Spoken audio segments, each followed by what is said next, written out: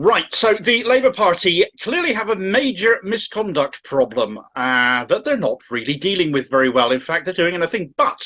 Whilst Keir Starmer's regime have been busy blocking, as we know, left-wing members of the party from standing or restanding, as the case may be, all whilst parachuting in favoured candidates the country over from goodness knows where else, rarely ever locally, a less well-reported story has demonstrated both the extreme Starmer, or Starmer's faction, will go to allow allies to stand, whilst also going to extreme lengths to not worry about anything they might have been accused of in order to permit them standing, the sort of stuff the left couldn't dream of getting away with, naturally, even to the point right-wingers might have been arrested over it.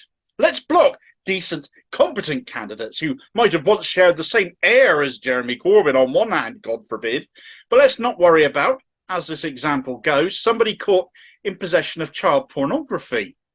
Tom Dewey is a member of the Labour to Win right-wing faction of the Labour Party. One of their activists, the odious Luke Akehurst, is their secretary. And Dewey was selected to stand for election in the May 2022 local elections for Hackney Borough Council. He was, however, arrested the month before, in April of 2022, by the National Crime Agency, no less, in relation to, at that time, being in possession of indecent images of children. Now, Labour had made a lot of cleaning up the party, a lot of blaming the left for anti-Semitism, for damaging the party and its reputation, and Starmer was here to clean up the mess and put it all behind them. Well, if we didn't already know it was utterly factional and an excuse, Tom Dewey, despite his arrest and the allegations then made against him, was still permitted to stand for Labour in the May 2022 elections. So much for cleaning up the party. Just how dirty have you got to be to allow something like this, somebody accused of such a crime, to still stand? So much for high-quality candidates only. But he'd already be the first such person allowed to stand in politics, after all, after being caught doing something they shouldn't have been. Perhaps that was what the Labour right was thinking. We can get away with it. The media aren't looking at us. They're only looking at the Corbynistas. If so, they aren't right in the head, thinking that they can get away with such things like they don't matter. But allowed to stand anyway, he was, and win a seat on Hackney Borough Council, Dewey did, albeit for a few days before standing down. Now, you might be thinking, this is from last year, Damo. Why are you bringing this up now? I know news is slow in the summer months, it's silly season, but it's pertinent because the investigations have taken this long to come to court, which is borne out by the seriousness of the crime. Dewey appeared in Uxbridge Magistrates' Courts in July of this year, just last month, and pleaded guilty to 5 charges of making and possessing child abuse images, 1 charge of making or downloading 5 Category A images of children, the most serious, as well as making 41 charges of making 41 Category B images and 203 Category C images. He was subsequently found guilty.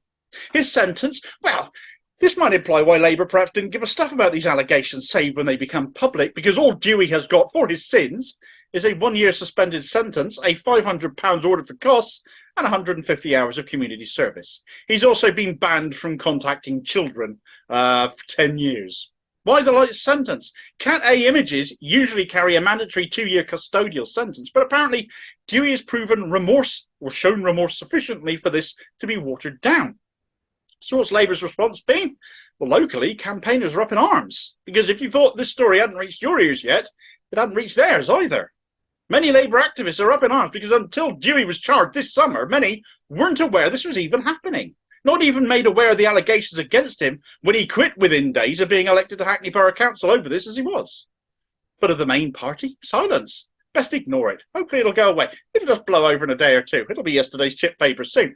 But this is as if it ever got a chance to go to the mainstream papers.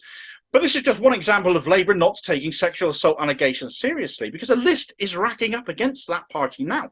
There were the allegations made against a staffer of right-wing Labour MP Khalid Mahmood against another of his staffers, Elena Cohen, who went whistleblower on him over it. Took the matter directly to Keir Starmer and his sidekick General Secretary David Evans, no less, who both completely ignored her. And after she was the one who ended up being given her marching orders, she was successful in seeking reparations against unfair dismissal.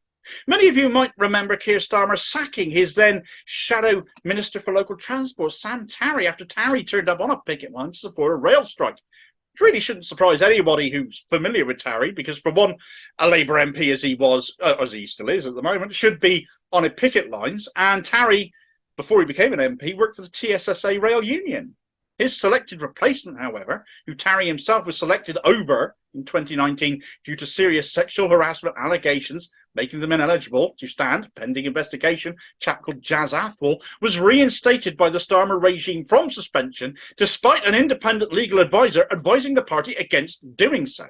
The allegations against Athwal have never been disclosed, but they were serious enough, we were told, to warrant his suspension in 2019. And it was awfully convenient to reinstate him to challenge Tarry, ostensibly of the left as he is, even against independent legal advice. Will we ever learn more about this?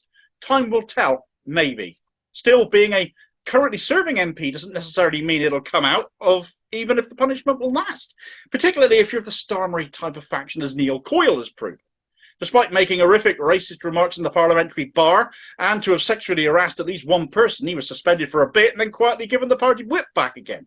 It's part of a wider culture in Parliament, though. 56 MPs, it was reported just last year, were being investigated for sexual misconduct, including 2 Labour front benchers, neither of whom have been publicly named, as far as we're aware, or have been known to have been dealt with by the party on those allegations. And it doesn't speak well of other parties either, that they have MPs to deal with on this subject too.